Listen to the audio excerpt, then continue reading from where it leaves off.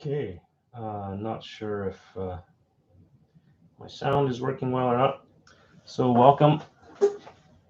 Uh, this is actually a transition for me from my first tests of doing a little YouTube video, which was actually about bike stuff, but my artworks were in the background. I'm a visual artist, trained as a visual artist, did a bachelor's of fine art education specializing in drawing.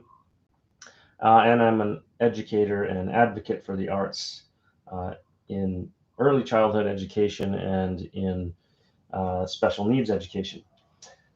But I just wanted to show you what I'm going to test out here, and that is taking some neon markers I've been having a lot of fun drawing with, and test them for color fastness, because that's one of my concerns. Although these are a reputable company, Winsor and Newton, and these are alcohol-based markers. So basically, it's some sort of a dye that is suspended in alcohol.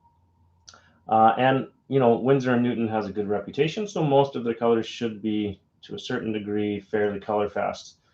But with neon, I'm a little bit uncertain, and it's not that clearly stated on the markers themselves. So, I mean, I could probably investigate a bit more online on Winsor Newton's site, but I'm going to do a typical test for paints.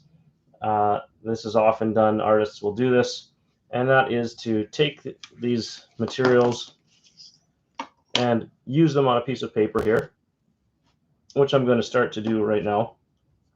And then what happens is you cover half of the material and you put it in the sunlight for a week or so, and then you have to just let it sit, don't disturb it. But I'll show you what I mean.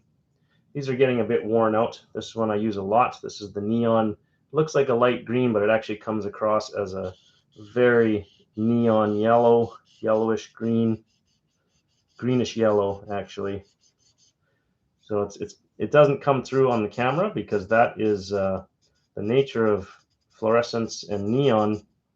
Is they really you have to be in person to get the true effect of fluorescence and neon.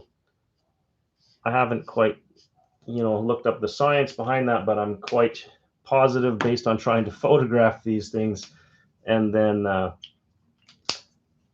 share them with online or digitally or whatever, the neonness is really difficult to get it to come through. You have to boost things, and even then it does not appear how it does in person. I assume that is just the nature of fluorescence. I think I did look it up, and there was some mention of that.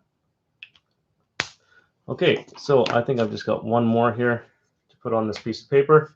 Then I'll show you what you can do, how you can test the color fastness. So just for your own reference, like I said, painters have been doing this for, probably hundreds of years. So now I have my selection of color laid out on here on this piece of paper, and I'm going to take something to cover it. So I cover half of it, and then I have to secure that down so that light does not get underneath. So I'm just going to use my painter's tape here, and I'm going to just tape that down so that it doesn't move by accident.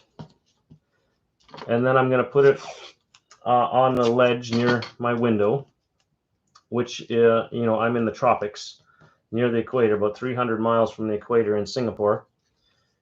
And so the sun is quite powerful in that way and degrades things, rubber, wood, whatever is exposed to the tropical sun, you will see gets really, really degraded quickly. So this should be a quite relatively fast test. If you're in the north and it's winter, UV might have an effect on certain colors, but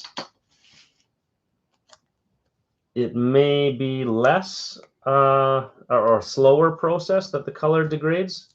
But you can see this on posters, especially, that kind of thing, typical sort of poster grade images, if you put it beside a window, even if it's on the wall near a window, and you watch it over the years, you will see that the color changes rapidly, especially things like children's art materials, children's arts that they make with school materials. Those materials are very unstable, and sometimes you can see the color just completely drains, and you're left with something like a weird bluish grayish image after a few years. Okay, so this is ready. I could put a weight on top if I wanted to be really meticulous, but I don't think that's really necessary, especially if I put it this way, kind of, and the sun is coming this way.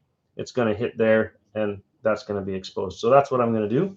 I'm going to pop this in the window for a week, and then I'll come back and share it online so that you can see if there's a difference or not. And for myself, because I'm using these to make artworks, I'm a little bit concerned in particular about the yellow, because in the store they had where I bought these markers, they had actually done a demo, not a demo, but a little sample paper, and the yellow had turned completely a different color. I don't know if that was the paper that they did it on or how long that's been there, but it was a little concerning to me. So I'm curious to see what's going to happen here. This is very good quality marker and pen paper, Hahnemühle German paper, specifically designed for marker and ink.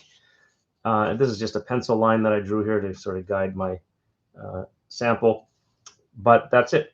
I'm just going to pop it in the window, and I'll check back in next week and let you know the results.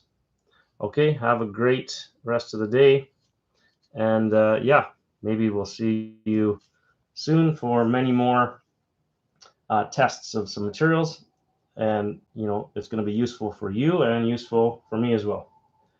All right, cheerio for now.